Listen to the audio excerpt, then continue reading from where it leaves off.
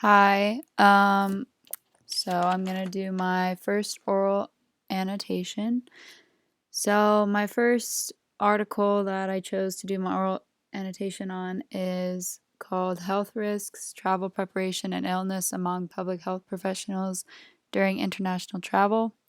And the argument, um, this can be found in the conclusion. And what it says is most of the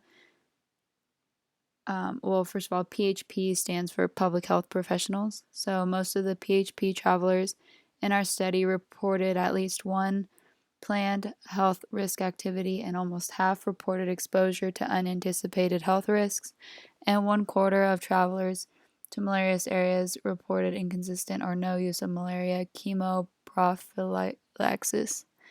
Our findings highlight that communication and education outreach for PHP to prevent travel associated illness can be improved.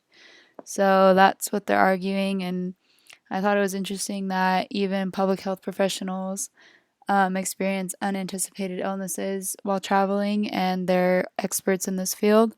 So, therefore, there must be a correlation between becoming ill and traveling.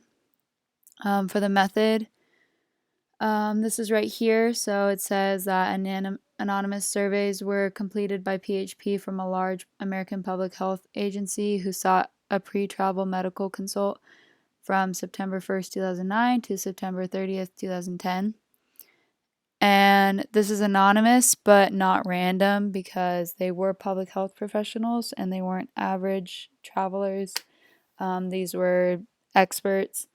And these surveys are kind of interesting because they're how they perceive their health pre and post travel. So it's more of like a reflection on themselves.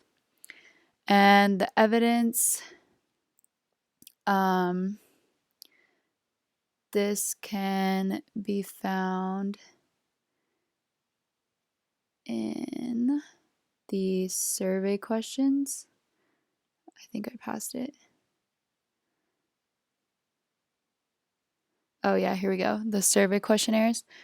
So, surveys were developed at the Travelers Health Branch of U.S. Centers of Disease Control and Prevention, and pre travel surveys contained 49 items that assess demographics, planned destinations, and a bunch of other things.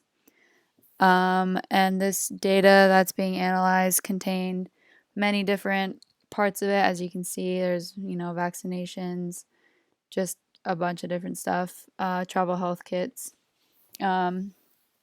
This data was about planned and actual sickness, and by this, planned means that the public health professionals anticipated the health risk. So it's kind of comparing the anticipated and the actual illnesses. So for the finding, the conclusion, I think, as I understood it, shows the finding pretty well.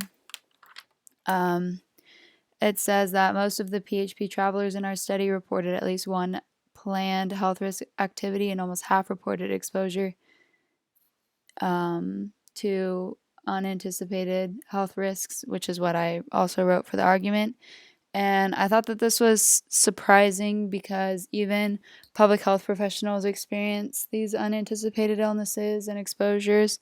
And as I said, they're professionals, which kind of makes me question like how prepared I am when I'm traveling, especially when it comes to international travel.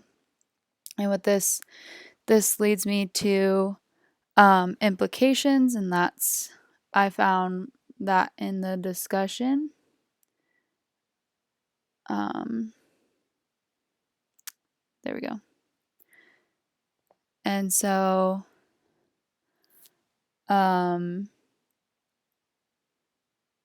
for this, what I think is interesting is that these results provide support for current recommendations of pre-travel visits to healthcare providers as an effective means to reduce travel-related illness among international travelers. And the difference between the anticipated and actual exposures to risks during travel raises two issues for providers.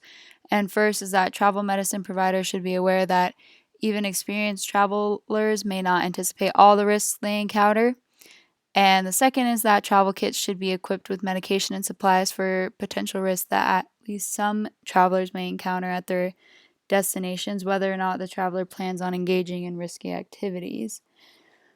So, what I think this is trying to say is that basically there needs to be better preparation all around when it comes to everyone, when it comes to health providers and healthcare clinics. There just needs to be a better understanding of the risks that are that the traveler will be exposed to.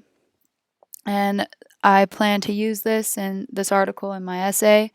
I think it brings up interesting statistics about travel preparations, and there's a lot of statistics right here. There's lots of charts that show pre-travel and post-travel perceived health. So yeah.